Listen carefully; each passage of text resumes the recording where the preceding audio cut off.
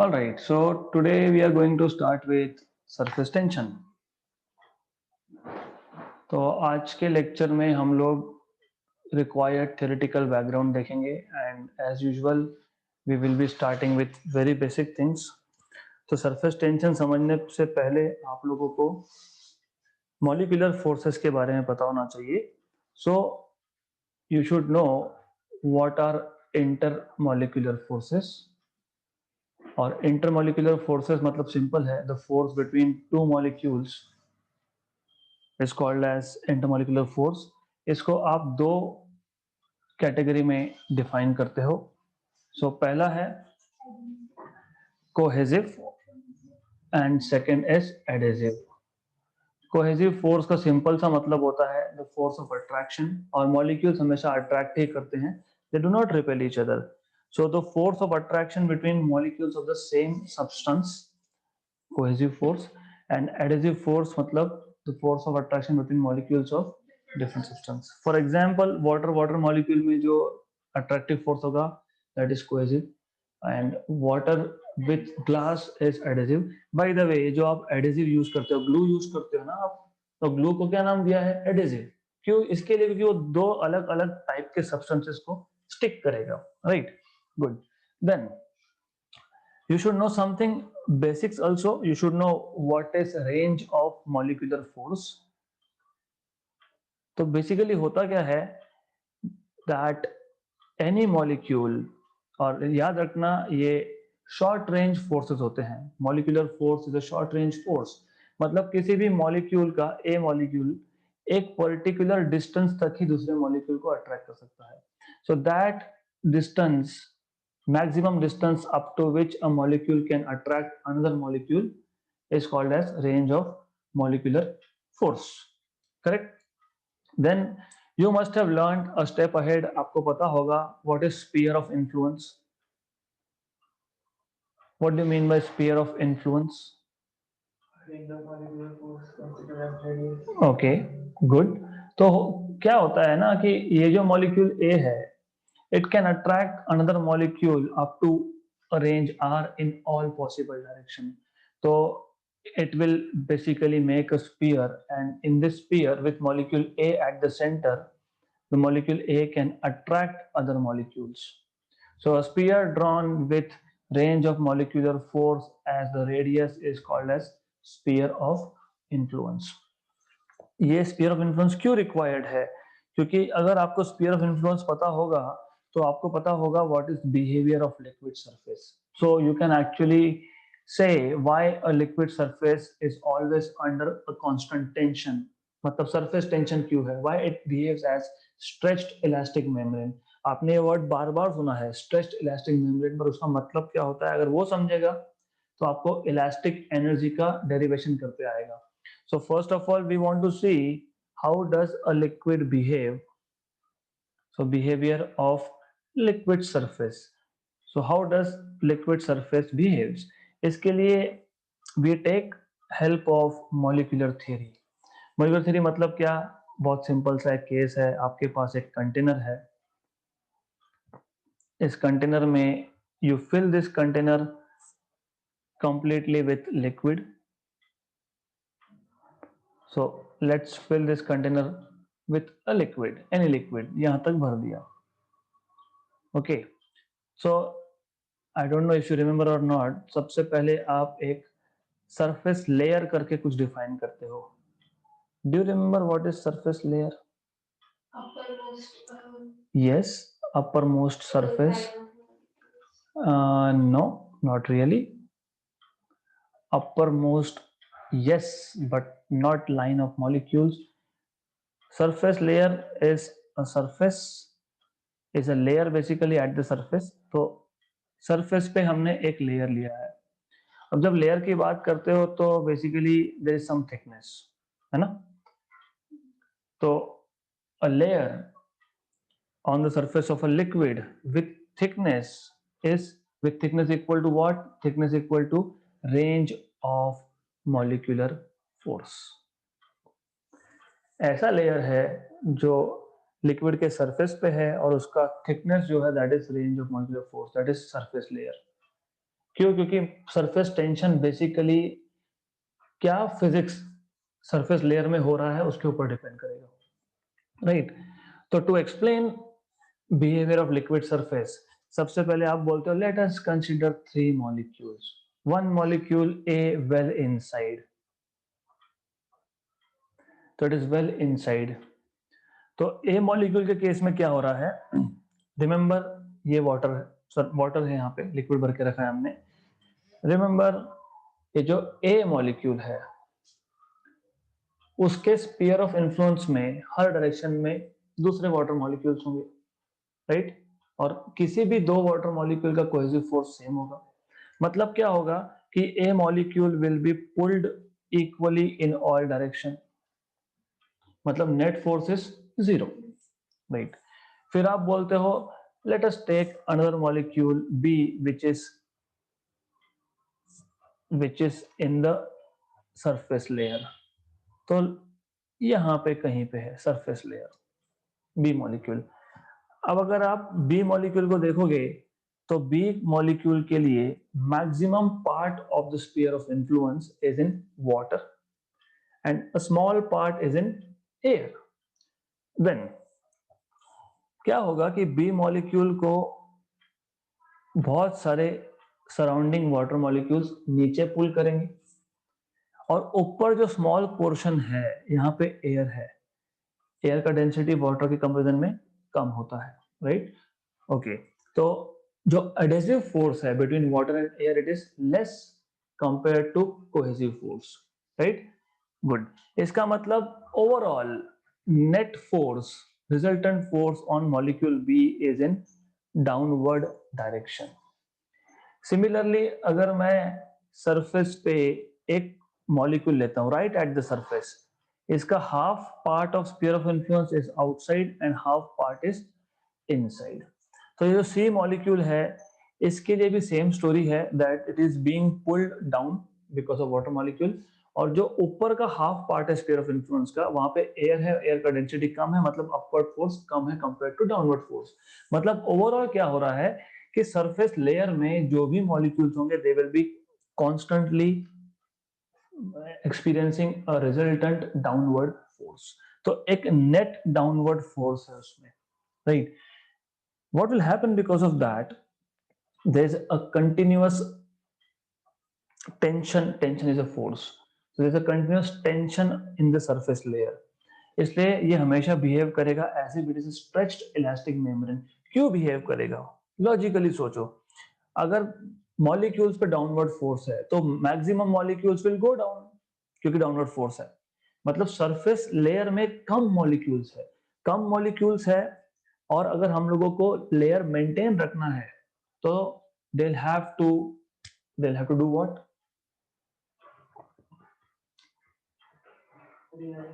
Rearrange, exactly. तो थोड़ा सा उनको कम मॉलिक्यूल होने की वजह से they will have to be in a position of continuous stretching, इसलिए बोलते हैं स्ट्रेच्ड इलास्टिक मेम्ब्रेन। नहीं तो अगर सारे के सारे मॉलिक्यूल्स नीचे आ गए तो लेयर कभी बचेगा ही नहीं, right? That is the idea here. क्यों बता रहा हूं? क्योंकि आगे जाके आपको सरफेस एनर्जी समझना है, इसलिए ये बेसिक्स चाहिए। अब सरफेस एनर्जी का कॉन्सेप्ट यहीं से आता है। What is the concept? The idea is layer में जितने भी मॉलिक्यूल्स है if they are experiencing a downward force तो नीचे तो जाएंगे, all the molecules will go down, फिर तो सरफेस में कुछ होना ही नहीं चाहिए।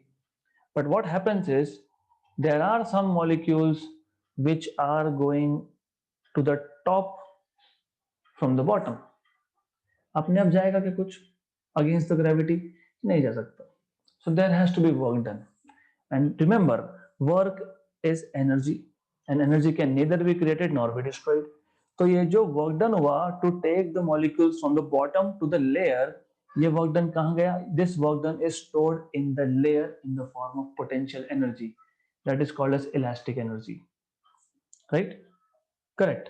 तो अगर कॉन्सेप्ट क्लियर है आपका देन यू विल अंडरस्टैंड कि इलास्टिक एनर्जी क्या होता है। इट इज पोटेंशियल एनर्जी, क्योंकि मैंने आपको ये इलास्टिसिटी में बताया था। What was potential energy in case of elasticity?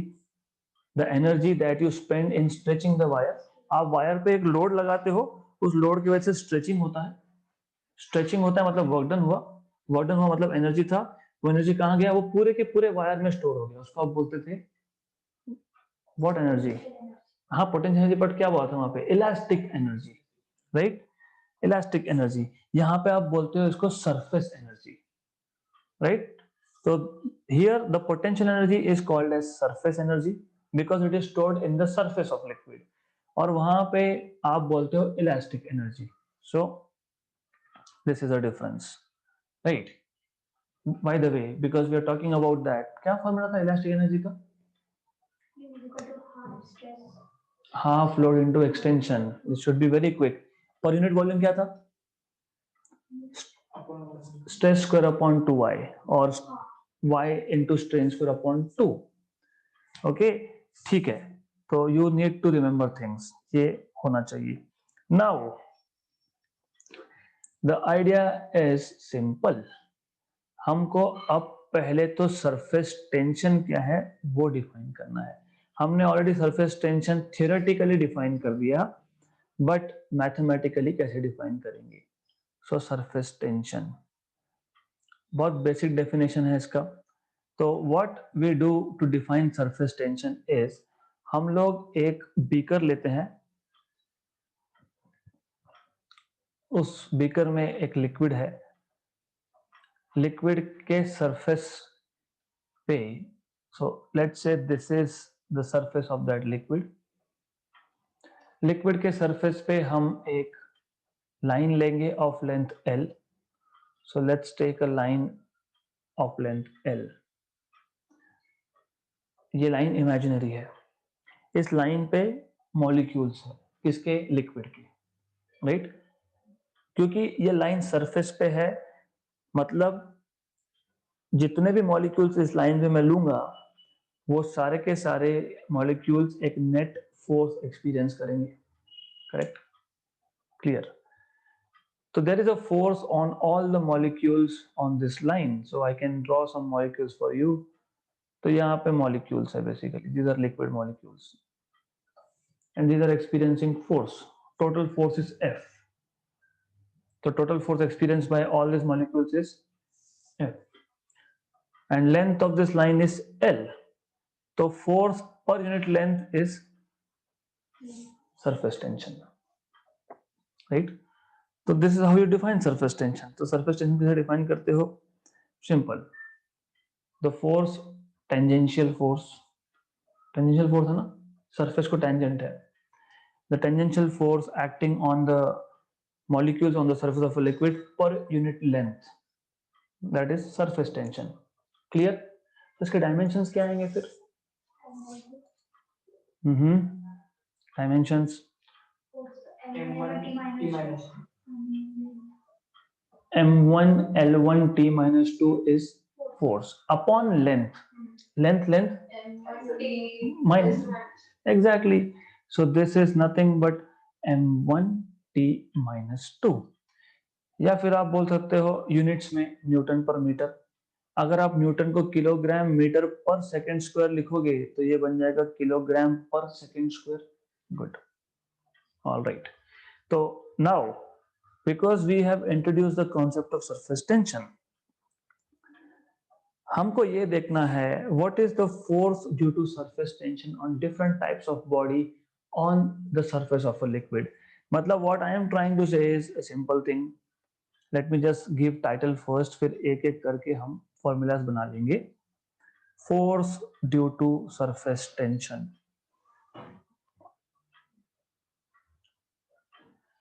and I will not go into a lot of writing thing क्योंकि इतना हमको जरूरत नहीं है, जितनी जरूरत है उतना ही करना है हमको। We have a body, if I need I'll draw a figure and then we will write down force here। तो the idea is let's start with a needle, हमारे पास एक needle है जिसका length है L, ये needle एक liquid surface पे है as you can see here, so let me draw it like this, we have a needle of length L on the liquid surface। The question is, और ये सारा का सारा theory in the form of question आता है NEET में, the question is how much force do we need to take this needle out from the water. Minimum force required to pull it away from the water surface. कितना force लगाना पड़ेगा minimum? Surface tension into length of needle. Force आपको यहां से पता है, T into L. ठीक है, हाफ करेक्ट. क्वेश्चन नहीं समझा तो मैं रिपीट कर रहा हूं. हमारे पास एक वाटर सरफेस है, उस पे एक नीडल है, हमको इस नीडल को ऊपर उठाना है. We want to take it away from the liquid surface. उसको ऊपर उठाना है. कितना फोर्स लगेगा? पहले तो ये सोचो कि कितना, कौन कौन सा फोर्स एक्ट हो रहा है नीडल पे. Tension downwards. Very good. तो एक काम करता हूं, थोड़ा मैं रेक्टिफाई कर देता हूं इस चीज को. Just a minute. No, you said something about tension, that is correct. तो what I will do is, मैं ये नीडल ड्रॉ कर लेता हूं. अब वाटर सरफेस है सराउंडिंग में, वो है, we know this water in the surrounding. अब मैं ड्रॉ नहीं करूंगा वाटर को. सो ये नीडल है, टेंशन डाउनवर्ड्स. पर टेंशन क्या सिर्फ एक साइड पे होगा क्या? हाँ, होल नीडल मतलब 2 टाइम्स ऑफ इट्स लेंथ, क्योंकि नीडल इज लाइक पेन. जब आप ये वाटर पे जब फ्लोट करेगा तो ये साइड भी और ये साइड भी, दोनों side they will be in contact with water. Correct. तो टेंशन जो है that is actually here as well downwards and on this surface also downwards. Correct. मतलब दो फोर्स तो आ गए आपके due to tension. Right. Wait नहीं होगा नीडल का, ग्रेविटी एक्ट नहीं होगी उस पर. गुड. तो there is a force of gravity which is acting on it. अगर हमको इस नीडल को ऊपर उठाना है तो मुझे F फोर्स अप्लाई करना पड़ेगा, and this F force should be equal to weight of the needle plus 2 times the force due to surface tension. Correct? Good. So total force is weight plus 2 times the force of surface tension is tension into length. So tension into length. So this much is the minimum force. Minimum है. Just to pull it away. हमने ये नहीं बोला कि needle को उठा के accelerate भी करवाना है. It is just the force required to pull that away. Acceleration होगा तो एक्स्ट्रा फोर्स लगेगा. क्लियर? याद रहेगा? Good. If you are saying clear, which means if I give you some other body, you will be able to do it for that. तो मैं लेता हूं hollow disk. What do you mean by hollow disk, by the way? Huh? Ring. Two rays. Exactly. Hollow disk is like CD drive देखा होगा ना आपने. So this is a hollow disk. Ring का thickness बहुत कम होता है. That is what I am saying.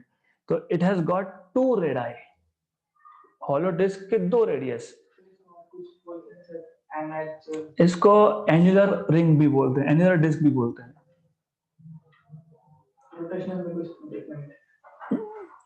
This is hollow disk with inner radius, let us say R1, and outer radius, let us say R2. Annular disk, R1 and R2. Okay. What is the force that you need to pull this annular disk or hollow disk away from water? How much force you will be needing? पहले दो term तो same ही है. इसका जो wait होगा उसको तो overcome करना ही पड़ेगा. मुझे ये माउस उठाना है तो मुझे माउस का जितना वेट है कम से कम उसको तो ओवरकम करना ही है ना. तो अगर मुझे डिस्क उठाना है तो उसके वेट को तो ओवरकम करना ही पड़ेगा. Plus plus plus area. पानी, वाटर कहां कहां पे कांटेक्ट में होगा? एक देखो यहाँ पे सरकमफरेंस पे दोनों pi. Yes, but 2 pi R1 plus R2, क्योंकि circumference inner or circumference outer. So the water is in contact at two surfaces, so that is 2 pi r1 plus r2 into t. 2 pi r1 plus 2 pi r2, ये हो गया length in contact into surface tension is force. फिर आ गया आपका 2 pi r1 plus r2 into t, that is plus weight. Third, now if I say thin ring, because ring is always thin by the way, thin ring, तो सिर्फ ऐसा ring है तो क्या करोगी? विद एवरेज रेडियस r, ये word important है, average radius r. बताओ what will you do in this case?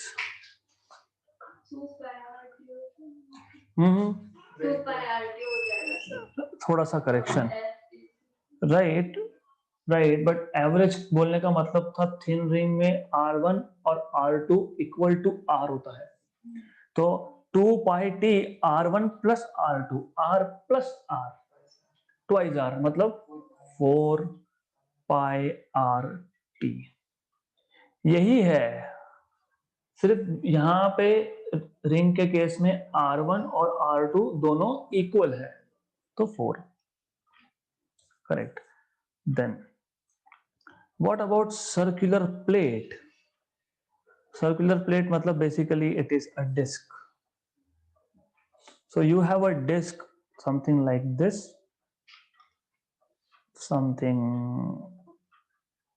like this, which is in contact or which is floating on the surface of water. बताओ इस case में क्या होगा? Very good, थोड़ा सा करेक्शन के साथ W प्लस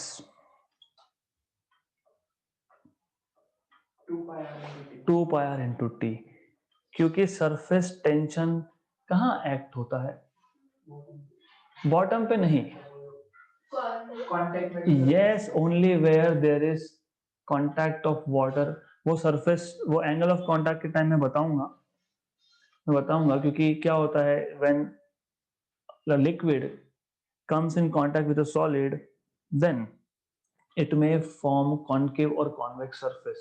तो जहां जहां पे पॉइंट ऑफ कांटेक्ट होता है, जहां जहां कॉन्केव या कॉन्वेक्स सरफेस होता है, वहीं पे सरफेस टेंशन टेंजेंशियली एक्ट होता है, नॉट एनीवेयर एल्स. मैं समझ रहा हूं what you are saying, this is a dish, okay. अब इसको मैंने अगर पानी में छोड़ दिया तो पानी नीचे भी कांटेक्ट में रहेगा, but you take into consideration only the circumference, क्योंकि यहीं पे टेंजेंशियली होता है ना टेंशन.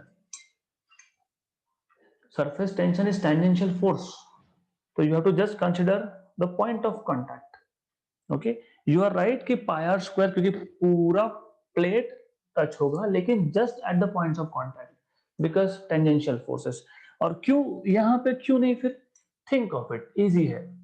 मैं अगर यू ऑल्सो सी ऑनलाइन, मैं अगर इस पॉइंट पे लेता हूं तो surface tension is like this, उसको एग्जैक्टली अपोजिट दूसरा पॉइंट होगा, उसके लिए surface tension will be opposite, equal and opposite cancellation, right. तो सरफेस टेंशन एक्ट नहीं होता ऐसा नहीं है, कैंसल हो जाता है वहां पे, that is why. Okay, so next,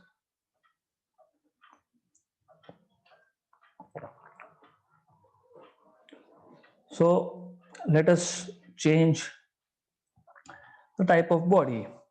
Let's say we have a body, we have figure related to that, and then we need to find what is minimum force to pull that body away.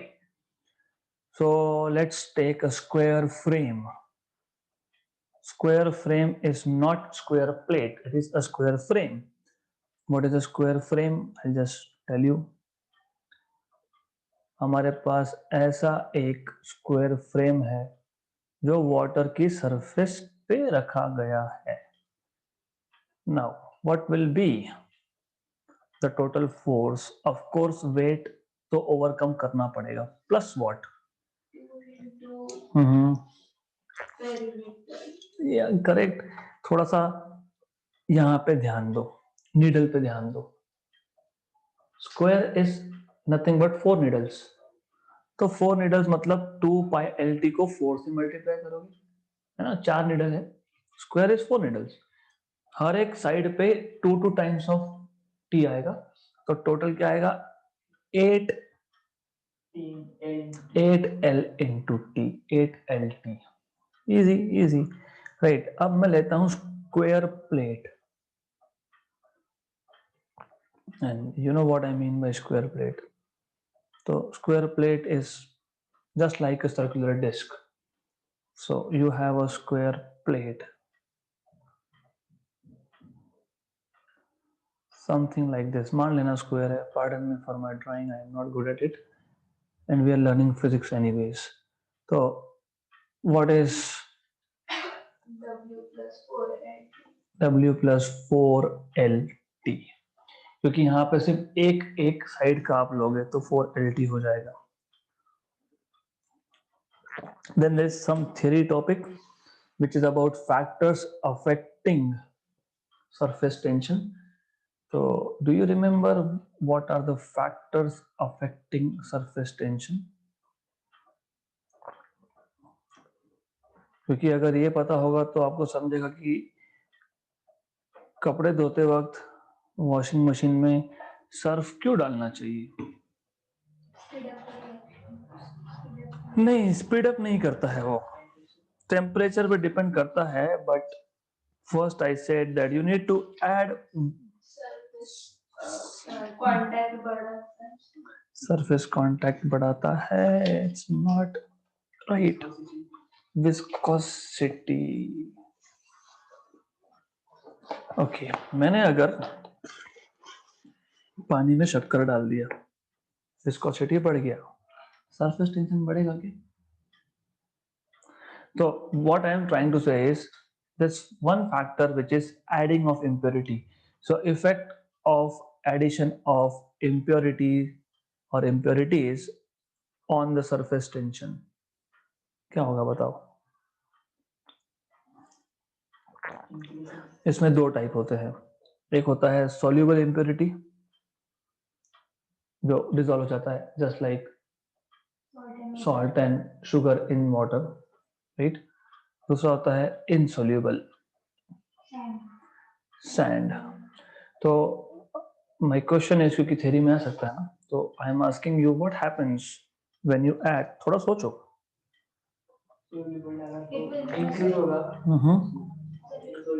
Surface tension, ठीक है, let's talk one by one. What about this case, soluble के case में क्या होगा? Tell me what happens to surface tension, increase होगा या decrease होगा?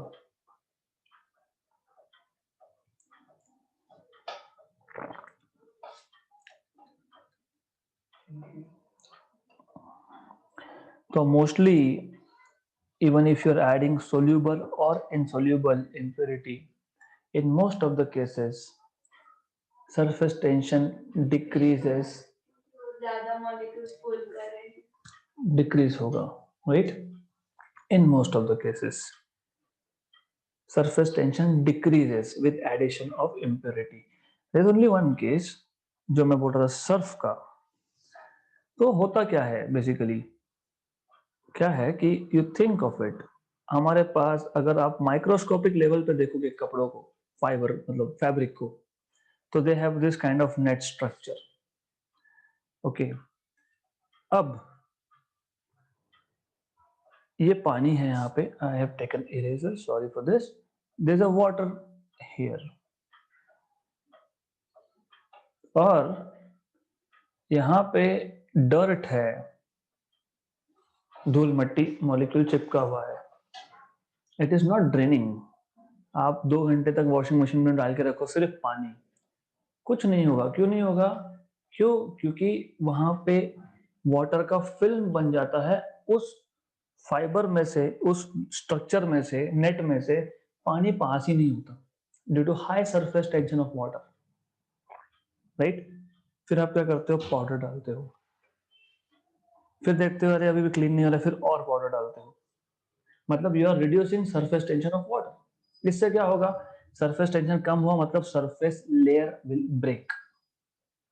Break मतलब अब ये जो नेट स्ट्रक्चर है यहां से फास्ट लिक्विड फ्लो हो रहा है। जब लिक्विड फास्ट फ्लो होगा तो वो उसके फोर्स की वजह से डर्ट पार्टिकल को भी साथ में लेके जाएगा।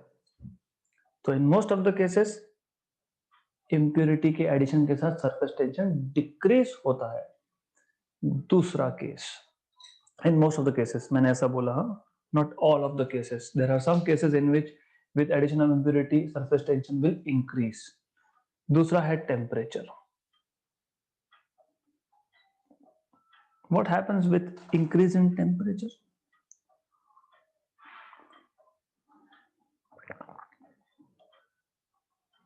Surface tension will increase. Why it will increase? The नीचे के force को overcome करें. No. What will happen at the surface layer if you increase the temperature of water? Molecules will start Evaporating. Evaporating होने का मतलब क्या होता है? पहले ही सरफेस पे कम मॉलिक्यूल थे और इवापोरेट होके चले गए, क्या होगा? Surface tension will decrease. So surface tension will decrease with increase in temperature. So surface tension T is equal to T0, where T0 is initial surface tension, 1 minus alpha delta theta, where delta theta is change in temperature. 1 minus हो रहा है मतलब initial value में से minus हो रहा है, मतलब surface tension is decreasing with temperature, with increase in temperature. So this is what you should know. अब अल्फा इज कोएफिशिएंट। कोएफिशिएंट इसको बोलते हो टेम्परेचर कोएफिशिएंट, है ना?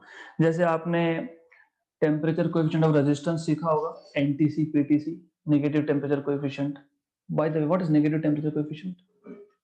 If you increase the temperature, resistance decreases, that is negative temperature coefficient NTC PTC।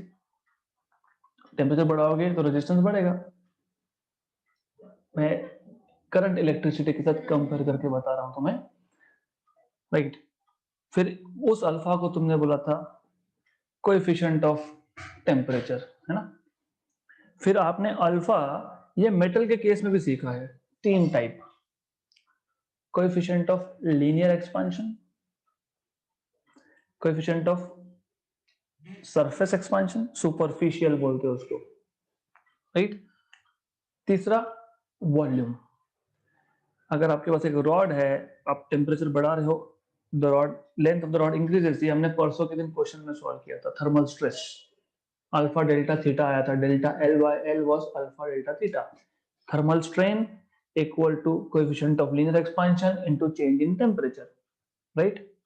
उसको भी तुमने बोला था, वो अल्फा को भी तुम बोलते हो कोएफिशिएंट ऑफ थर्मल एक्सपेंशन। यहाँ पे क्या आएगा? Coefficient of surface tension, thermal coefficient of surface tension, right? Alpha. तो मोर और लेस टेम्परेचर कोएफिशिएंट भी बोलते हैं इसको। So this is temperature coefficient of surface tension, क्योंकि you are in the domain of surface tension, हम surface tension की बात कर रहे हैं इसलिए। गुड। देन इंपॉर्टेंट थिंग जिस पे बहुत ज्यादा क्वेश्चंस आने के चांसेस होते हैं, दैट इज सरफेस एनर्जी। तो मैंने इनिशियली आपको एक रफ आइडिया दे दिया था कि what is surface energy. I told you what is surface energy, the energy that is stored in the surface of any liquid, and it comes because of the work done to bring a molecule from the bottom of a container to the top of container. That work done is surface energy, and it is stored in the surface layer, hence it is called as surface energy. हमें इसका formula बनाना है, right? Okay, by the way there is a small change now. Surface energy कभी भी हम लोग पर unit area major करते हैं, तो actually that is energy density. मतलब surface energy is nothing but energy stored in the surface layer per unit area. जैसे सरफेस टेंशन क्या था, फोर्स पर यूनिट लेंथ, वैसे सरफेस एनर्जी क्या है, एनर्जी पर यूनिट एरिया। ऐसा क्यों? ऐसा इसलिए हमारे पास फॉर एग्जांपल एक लिक्विड है, फॉर एग्जांपल आप लेक पे चले गए, it covers huge area, right. अब इतने बड़े एरिया में बहुत ज्यादा एनर्जी स्टोर होगा। मुझे क्या देखना है, अगर मैं उस लेयर पे 1 मीटर बाय 1 मीटर मतलब 1 मीटर स्क्वायर एरिया लेता हूं, तो उस 1 मीटर स्क्वायर में कितना एनर्जी है, that is surface energy. Energy density है बेसिकली ये। जैसे आपने पॉपुलेशन डेंसिटी सीखा है, this is nothing but kind of a population density. What is population density? Population per unit area. पर किलोमीटर स्क्वायर, राइट। तो सेम चीज है ये। तो 1 मीटर स्क्वायर में कितना energy, that is surface energy. So this is in reality energy density. मैं बोल रहा हूँ एनर्जी अपॉन एरिया, तो यूनिट क्या आएगा, जूल पर मीटर स्क्वायर। तो फिर डायमेंशंस क्या आएंगे, डायमेंशंस क्या आएंगे, एनर्जी कभी भी हाफ mv स्क्वायर ले लेना।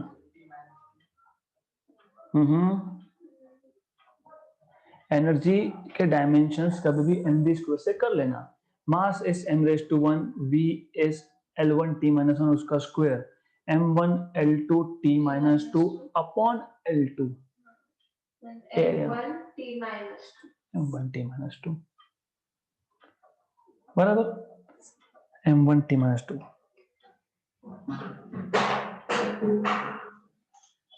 फिर सरफेस टेंशन और सरफेस एनर्जी में डिफरेंस क्या है? दोनों का तो सेम ही आ गया।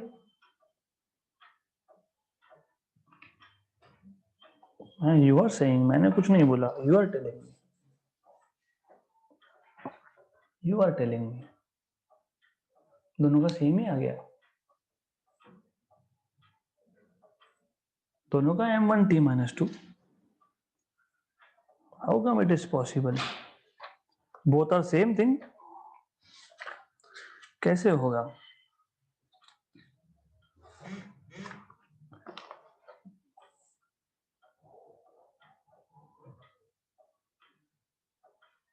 तो वो एरिया जो ऑब्जेक्ट है उस पर डिपेंड करेगा।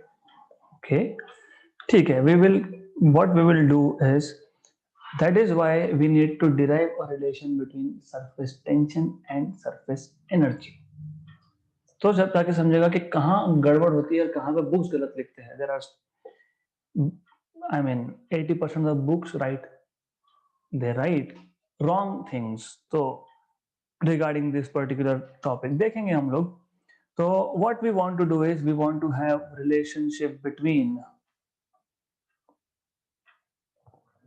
surface energy, और क्योंकि ये surface energy वर्क डन है तो मैं इसको dw से ही डिनोट करूंगा।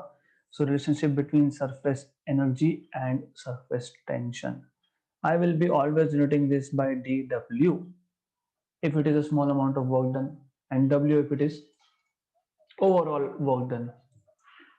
तो बचपन में आपने खेला है कि नहीं, पर मैंने जरूर किया था। What we used to do is, एक सर्फ का पानी होता था, देन उस सर्फ के पानी में we used to dip this kind of structure and then blow bubbles, right। तो ये वही स्ट्रक्चर है, सिर्फ वहां पे एक रिंग था, यहाँ पे एक रेक्टेंगुलर फ्रेम है with 3 fixed sides and 1 movable side। तो ये जो रेड में बताया है, it can move। और मैंने इसको मूवेबल क्यों रखा है, you will understand in a while। Let us give it some name, A, B, C and D। The moment you put this frame, let us say metallic frame, जैसे ही आपने solution में डाला, सोप सॉल्यूशन में डाला, क्या होगा, यहाँ पे एक लेयर बन जाएगा, So you will have a layer here, right? Layer बन गया, वाटर का लेयर है, सॉल्यूशन का लेयर है मतलब यहाँ पे। नाउ स्टार्टिंग इस चैप्टर का मैंने ये बोल के किया था स्ट्रेच्ड इलास्टिक मेम्ब्रेन, है ना, राइट? मतलब क्या होता है, मतलब स्ट्रेचिंग होता है, मतलब क्या होता है, मॉलिक्यूल्स एक दूसरे को अपने पास खींच रहे हैं। इसको बोलते हैं the surface is trying to achieve a state of minimum surface area या फिर minimum potential energy भी बोल सकते हो। If I ask you why sun is a sphere, if I ask you why liquid drop is a sphere, if I ask you why any liquid drop is a sphere, why? Sphere ही क्यों बनता है, triangle क्यों नहीं बनता, rectangle या फिर cubicle क्यों नहीं बनता, अंडाकार क्यों नहीं बनता, इलिप्सॉइडल क्यों नहीं बनता? उतने क्वांटिटी में स्फीयर का ही सबसे कम। This is the property of surface tension to achieve minimum surface area. तो surface area minimum sphere का ही होता है। If I take 1 liter of water, उसको एक spherical ball में डाला और उसको एक cubical box में डाला, तो सबसे कम एरिया जो है वो स्पीयर का ही होता है। और it is because of surface tension. क्यों, क्या होगा यहाँ पे, देखो ये जो सरफेस टेंशन कहाँ पे एक्ट होता है भाई, the way whenever there is contact, मतलब इन सारे कांटेक्ट पॉइंट्स पे। एक्सेलेंट, राइट, करेक्ट है ना? क्या होगा कि ये जो सॉल्यूशन है, सोप सॉल्यूशन है, ये ए बी साइड को खुद के पास खींचने की कोशिश करे, because it has what, stretching, क्या बोलते हैं इसको, अभी तो पता है बिहेव स्ट्रेच इलास्टिक मेम्ब्रेन, मतलब क्या करता है वो, it tries to make minimum surface area, तो वो सारे साइड्स को अपने पास खींचने की कोशिश करेगा। गुड, पर ए बी साइड फिक्स है, बी सी भी फिक्स है, ए डी भी फिक्स है, only movable side is this. So on the side DC there will be a force due to surface tension. Clear? अब हम बोलेंगे कि we don't want this side to go towards AB, तो मैं एक opposite force apply कर दूंगा F dash. So this F force is equal in magnitude but opposite in direction, right? मान लेते हैं कि ये जो F फोर्स है इसने थोड़ा सा डिस्प्लेसमेंट प्रोड्यूस कर दिया, तो the side DC is now at new position T dash C dash, मतलब there is increase in area. अगर ये डिस्प्लेसमेंट dx है और ये साइड का लेंथ अगर t है, तो increase in area dA is dx into t, length into breadth is area. कितने से एरिया बढ़ा, मैं चेंज इन एरिया की बात कर रहा हूं, मैं टोटल एरिया की बात नहीं कर रहा हूं। How much is the increase in area, dx into T. Work done करना पड़ा होगा, राइट? वर्क डन के बिना तो होगा नहीं। So what is work done by the way, force into displacement. Good, force due to surface tension. What is force due to surface tension, T into length, length नहीं 4L नहीं, यहाँ पे सिर्फ L। क्यों सिर्फ L, एक side movable है और मैं सिर्फ ऊपर से देख रहा हूं, I am just looking at what is happening on the one side. दूसरे साइड की बात बाद में कर लेंगे, ठीक है यहां तक? तो here you have tension into length, because force due to surface tension is tension into length dx, but what was L dx, increase in area। तो what is work done dw? TdA, correct, right? So surface energy is equal to surface tension into area, right? Surface energy is surface tension into area. Clear, right? Good. Change in area मतलब अब बताओ because this is work done.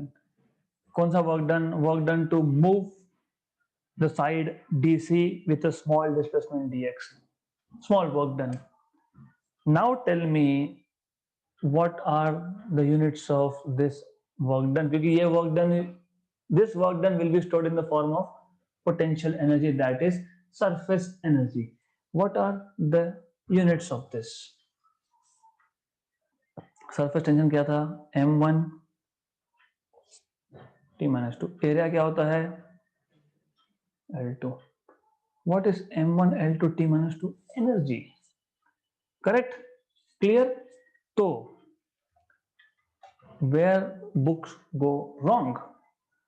Surface energy is just energy unless mentioned otherwise. तो उन लोगों ने clear cut बोलना चाहिए what is the surface energy पर यूनिट एरिया. 90% बुक्स में सरफेस एनर्जी को एनर्जी अपॉन एरिया करके रखा है. That is incorrect. Energy is energy. हाँ, अगर वो बोलते एनर्जी डेंसिटी तो surface energy upon area. There's a correction even in the notes that I have given you. So you need to make sure the potential energy of surface molecules per unit area of the surface is called as surface energy, right? तो वो unit area नहीं है, that is total energy stored in the surface. तो मैंने जो notes दिए हैं उसका मतलब सिर्फ wrong नहीं है, it depends on the reader. उसमें लिखा है the potential energy of the surface, मतलब सरफेस में टोटल एनर्जी है पर unit area of the surface. Unit area में कितना एनर्जी आप ये देख रहे हो, right? Anyways, so did you make it, is this clear to you? Surface energy is just energy, right? नहीं तो फिर ये dw इक्वल टू tda मतलब surface energy is equal to tension into area, you can not write down. So this in general is, I can write in general. In general मैं लिख सकता हूँ surface energy is surface tension into area. Surface energy is surface tension into area or change in area. समझे यहाँ तक? क्योंकि इस पे क्वेश्चंस आएंगे, बहुत सारे क्वेश्चंस आएंगे, राइट? तो we'll start with first topic in the sense I want to know what is work done in blowing a bubble. Work done in blowing a liquid drop, then work done in blowing a bubble, in blowing a liquid drop or soap bubble. So in blowing a liquid drop, right? What do you mean by blowing?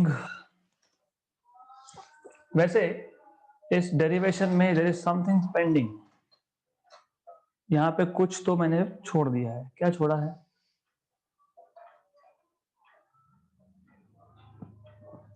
Easy है. Metallic frame. Do I have a wire here? ठीक है, I have wire here. मैं जब इसको liquid में dip करके बाहर लाता हूं, करेक्ट, क्लियर, तो ऊपर कांटेक्ट होगा लिक्विड का, नीचे भी कांटेक्ट होगा लिक्विड का, राइट? जब मैं इसका एरिया बढ़ा रहा हूं तो ऊपर का एरिया भी बढ़ेगा, नीचे का भी बढ़ेगा, राइट? तो what I have missed this, a factor of 2. So total change in area is 2L dx. L dx for the, ये जो दिख रहा है आपको यहाँ पे फ्रंट साइड और बैक साइड में L dx. तो total change in area is 2L dx. बस इतना ही चेंज था, नथिंग एल्स, सिर्फ 2 रह गया. क्लियर? तो दो फ्री सरफेस होंगे तो 2LDX, सिंगल फ्री सरफेस होगा तो LDX। क्लियर? एग्जाम्पल, हमारे पास एक वाटर कंटेनर है मतलब सिर्फ ऊपर का सरफेस फ्री है और मैं उस कंटेनर का वॉल्यूम चेंज कर सकता हूं, राइट? तो उस केस में DW क्या आएगा? TLDX। क्यों? क्योंकि फ्री सरफेस कितना था? एक। You are not able to imagine. देखो ऐसा है, ये वाटर कंटेनर है with one side which is flexible to move. अब मैंने इसमें पानी भर दिया, राइट? नीचे भी पानी है, फ्री सरफेस कितना? एक। जब मैं इसको मूव करूंगा तो what will B DW? It will be TLDX, क्योंकि एक ही फ्री सरफेस है। ये क्या था? ये सरफेस फिल्म था। फिल्म पता है ना, थिन लेयर, उसके दो फ्री सरफेस होते हैं, इसलिए कौन सा फैक्टर आया यहाँ पे? 2 एक एक्स्ट्रा फैक्टर आया। ये याद रखो क्योंकि बबल और ड्रॉप में कंफ्यूजन होता है, मैं अभी लेने ही वाला हूँ वो बबल एंड ड्रॉप। चलो बता देते हैं हम। What do mean by blowing? Blowing का क्या मतलब होता है? What is blowing of a liquid drop? Holi खेला है कभी? राइट। तो वो रबर के बलून लाए होंगे, राइट? फिर उसको नल पे लगाया होगा, टैब ओपन किया होगा, that is blowing a drop. मतलब पहले कुछ नहीं था, there was nothing initially. Now you are filling a volume in the form of a sphere and you are filling the volume. क्यों? क्योंकि फ्री सरफेस एक है और अंदर पूरा लिक्विड है, right? So what will be the work done in that case? बताओ, है ना वर्क डन?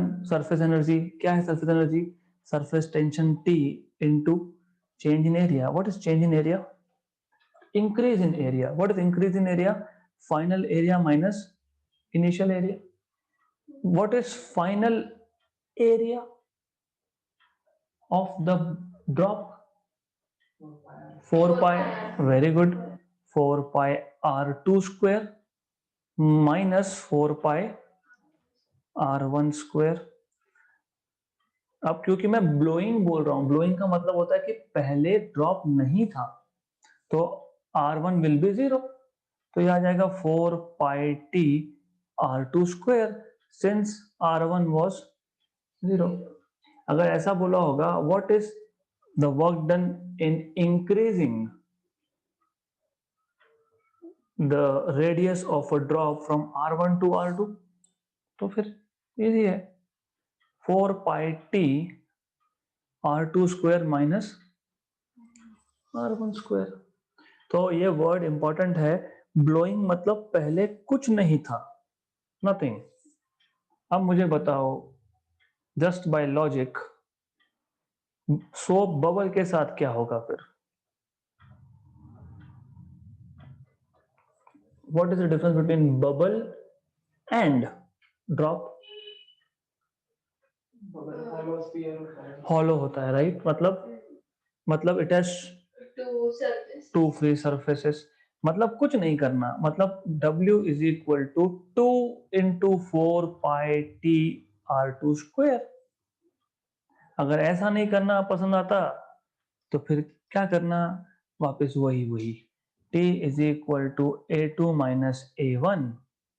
फिर आप बोलोगे A2 is 2 into 4 pi R2 square, बाहर का एक फ्री सरफेस, अंदर का एक फ्री सरफेस।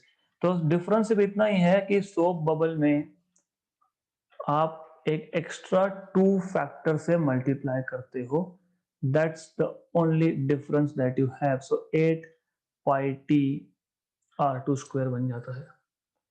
R1 0 होगा तो R2 को हम R बोल देंगे, तो 8 pi T R square, simple. This is the work done in blowing a soap bubble. Clear? Good. Then We want to find out what is the work done in splitting a soap bubble.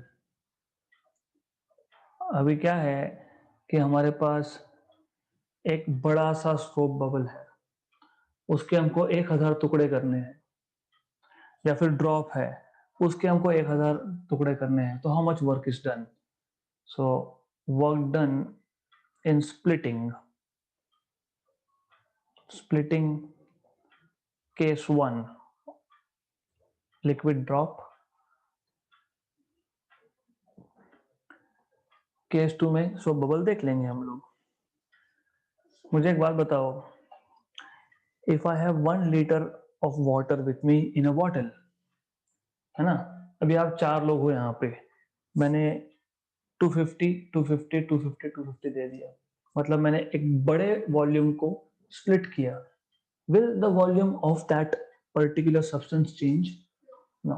शुरुआत यहां से करना, volume of big drop is equal to n times of volume of small drop. If I am splitting it into n parts, what is volume of a sphere?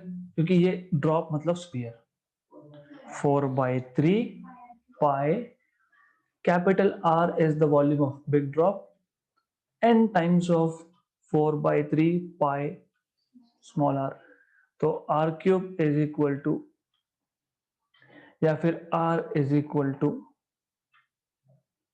या फिर n raised to 1/3 is equal to, depends on how you want to do, या फिर n is equal to r by r cube, r by small r का cube. ये सब हम लोग एक एक करके सब्स्टिट्यूट करेंगे, क्योंकि मुझे 4-5 फॉर्मूला बनाना है। You can actually, if you want, you can skip this part, यहां तक सफिशिएंट है। क्योंकि कभी कभी क्या होता है, बिग ड्रॉप का वॉल्यूम दिया होता है, फिर वर्क डन के इक्वेशन में मुझे बिग ड्रॉप मतलब कैपिटल आर चाहिए, कभी कभी छोटे ड्रॉप्स का आपको वॉल्यूम या रेडियस दिया होता है, स्मॉल आर दिया होता है, तो मुझे इक्वेशन क्या चाहिए, in terms of small R चाहिए। तो इन जनरल इक्वेशन बनाना is not a big thing, easily बना सकते हैं हम लोग, डजंट मैटर।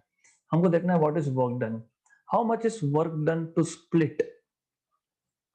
कैसे करोगे, how much is work done to split? अभी मैंने बताया TDA, work done is tension into change in area.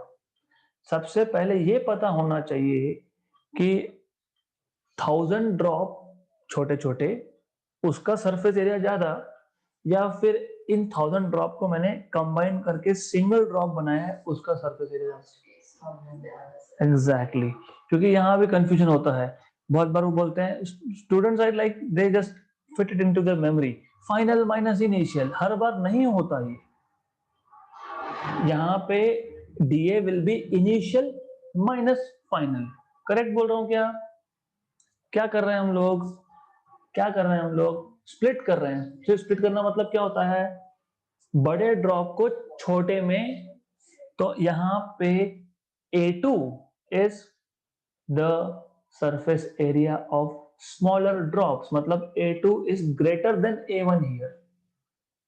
आपने क्या किया, बड़ा ड्रॉप लिया, इसका सरफेस एरिया कितना, A1, फिर आपने क्या किया, इसको n छोटे छोटे पार्ट्स में स्प्लिट कर दिया विथ ईच एरिया A2, तो टोटल एरिया कितना हो गया, करेक्ट। तो what is greater, final is greater than, हाँ, तो यहाँ पे मैंने करेक्ट लिखा हुआ है, this is what you should no. और कंबाइन करते वक्त उल्टा केस होगा, कंबाइन करते वक्त छोटे ड्रॉप को कंबाइन कर रहे हो, मतलब initial area is greater than final, नहीं तो नेगेटिव साइन आएगा आंसर में, फिर that will be acceptable, negative sign is acceptable, but maybe you know don't have negative in answer, तो टाइम पास मत करना, इट्स ओके, गुड। तो what is work done, tension T, what is final area, n times of 4/3, हाँ area, yes, नहीं नहीं, that is why, area की बात है, वो वॉल्यूम नहीं है। हाँ, एग्जाम में गलती नहीं करनी, इसलिए इधर कर लो, 4 pi r square, नॉर्मली क्या होता है, वो वॉल्यूम लिख देते हैं 4/3 पाई आर क्यूब। अरे एरिया है वो, ए है, वी नहीं है वो। 4 pi capital R square. N नहीं लिखना यहाँ पे, you are not suppose to write down N here. बड़ा ड्रॉप एक ही था। 4 pi common T N R square minus capital R square. ये पहला फॉर्मूला बन गया वर्क डन के लिए, राइट। अब हो सकता है कि हमारे पास स्मॉल आर की इंफॉर्मेशन नहीं है। हमको बोला है कि बड़े ड्रॉप का रेडियस था 10 सेंटीमीटर और उसके 1000 टुकड़े कर दिए, मतलब I can not write down in terms of small R. तो I want to replace it, तो इसी है, कहां से रिप्लेस करोगे, यहां से करोगे। n is equal to R upon, तो you will write work done w is equal to 4 pi T n R square, मतलब R square raise to n upon 2/3 square किया है मैंने, right, minus R square, right. तो ये आएगा आपका 4 pi T, R square भी कॉमन निकाल लिया, n रेज टू 1 नीचे 2/3, ऊपर जाके -2/3, n रेज टू 1 -2/3, एक में से 2/3 गया तो 1/3, 1/3 विल बी लेफ्ट ओवर, तो n रेज टू 1/3 -1। ये हो गया दूसरा formula in terms of small n and capital R, right. तो why do we need to memorize, मेरे को तो ये समझ में नहीं आता है, why do you want to memorize things. Is simple, volume constant रहेगा, बस करते जाओ। अब if I don't know what is capital R, I can just put capital R equal to this again and simplify, खत्म, right. So will you be able to derive equations on your own? Yes or no? हाँ या ना? तो ठीक है, अभी हाँ बोला आपने, तो tell me what is the work done, क्योंकि ये सारा का सारा in the form of example देने वाला हूं मैं। ओके, तो tell me for a soap bubble,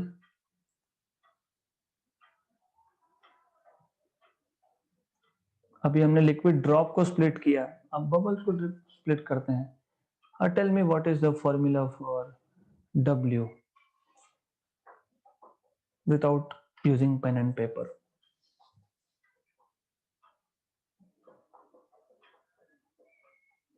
bubble और ड्रॉप में क्या डिफरेंस है? That's it, that's it. तो यहाँ पे सिर्फ एक 2 से एक्स्ट्रा मल्टीप्लिकेशन होगा। तो मैं एक काम करता हूँ, will just make a general formula. तो work done for a soap bubble is 2 times of work done for a drop.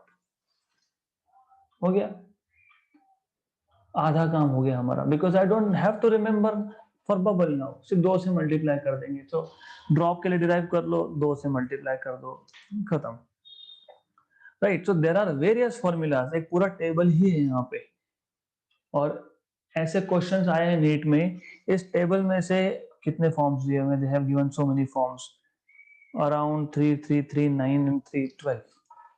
तो उसी फॉर्मूला को, इक्वेशन 1 को आप 11 और तरीके से लिख सकते हो, 10 to 11 है वही, नो डिफरेंस। तो they can ask you some variation of this, या फिर स्मॉल आर और स्मॉल एन के टर्म्स में पूछ लेंगे, या फिर स्मॉल आर और कैपिटल आर के टर्म्स में पूछ लेंगे, या फिर कैपिटल आर और स्मॉल एन के टर्म्स में पूछ लेंगे। So this is how they ask you questions. So I am not going into that many details, हमको इतना नहीं करना, whatever it is we'll see। well, by the way, there's a question which you should know and you should think about it। क्या हुआ कि बड़ा drop जब split हुआ, बड़े ड्रॉप के पास सरफेस एरिया था, राइट। जब स्प्लिट हुआ तो छोटे ड्रॉप्स के पास ज्यादा सरफेस एरिया है। तो how do you account for this, ऐसा कैसा पॉसिबल है? How come you have more surface area, volume constant but more surface area, ऐसा कैसा हो गया? ऐसा नहीं है, मुझे have you, and it is related to nuclear physics also, have you heard of mass defect और बाइंडिंग एनर्जी? है सिलेबस में तो पता होना चाहिए। व्हाट इज बाइंडिंग, ठीक है, व्हाट इज मास डिफेक्ट?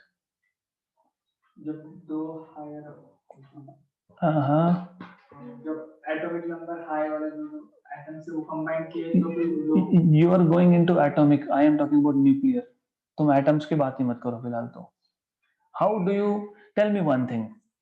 अच्छा मुझे बताओ अल्फा पार्टिकल क्या होता है? हेलियम, मतलब हेलियम का nucleus, right.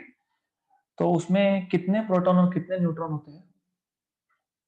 2 proton and 2, very good.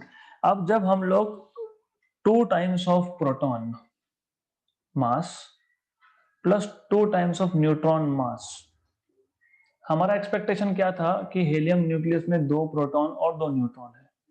We were expecting कि इस हेलियम न्यूक्लियस का मास इतना होना चाहिए, लेकिन नहीं होता, इससे कम होता है। कितना कम होता है? मान लो मैंने मेजर किया, न्यूक्लियस का मास मुझे मिला कैपिटल एम, मैं एक्सपेक्ट कर रहा था 2mp प्लस 2mn, राइट, पर मुझे मिला कैपिटल एम, तो दोनों का डिफरेंस है mass defect. The difference between the expected and the measured value of mass, that is mass defect. तो क्वेश्चन यहाँ पे आता है कि ये जो मास लॉस है कहाँ गया? एनर्जी में। उस एनर्जी को क्या बोलते हो? Binding energy. तो बाइंडिंग एनर्जी मतलब इसको c स्क्वायर से मल्टीप्लाई कर दोगे तो you will get binding energy. मतलब क्या? Now it is related to both, it is related to more or less surface tension, more or less, क्योंकि स्प्लिटिंग और कंबाइन करने की बात चल रही है, and also it is related to electrostatics. क्यों? क्यों? मान लो मैंने पहला प्रोटॉन लाया यहाँ पे, नो वर्क इज डन। दूसरा प्रोटॉन लाया तो पहला प्रोटॉन रिपेल करेगा, तो work has to be done to bring second proton near to the first, क्योंकि आपने क्या सीखा है? Proton proton repel each other. तो फिर इतने छोटे से वॉल्यूम में, बाय द वे ये रेडियस होता है 10 पावर माइनस 15 मीटर, और आपको पता है 10 पावर माइनस 10 मीटर के बाद electrostatic force does not dominate but strong nuclear forces dominate. तो अट्रैक्शन चालू हो जाता है, लेकिन अट्रैक्ट करवाने के लिए पहले दूसरे प्रोटॉन को यहां तक तो लाना पड़ेगा ना। Work is done against the field of first proton, या फिर नॉर्मली हम प्रोटॉन प्रोटॉन की बात ही नहीं करते हैं, क्योंकि न्यूट्रॉन को लाने में भी वर्क डन करना पड़ेगा। तो ये जो वर्क डन है, what is work done? It is energy. कहां से आया एनर्जी? मैंने दिया था क्या? Did you give it? No. फिर कहां से आया? Part of mass is converted to energy to bind the nucleus, right. तो अब आपको आज का असाइनमेंट ये है, which is like a thinking assignment. जब आप नंबर ऑफ ड्रॉप्स को कंबाइन करते हो या एक बड़े ड्रॉप को स्प्लिट करते हो, ये जो डिफरेंस इन सरफेस एरिया है वो कहाँ गया? This is what you need to think, क्योंकि that's what you just said, मैंने नहीं बोला, आपने ही बताया। ऑल ऑफ यू सेड कि छोटे ड्रॉप्स का टोटल सरफेस एरिया बड़े ड्रॉप से ज्यादा होगा। So why this difference, right? थोड़ा सा पढ़ो आज फिर, है ना? सो yes, exactly, the energy required to split, so there is loss of energy, तो वो हम कल देखेंगे, and tomorrow we will just see 2 more things and we'll start solving questions on surface tension from tomorrow onwards. तो जो online है, you also have the same assignments,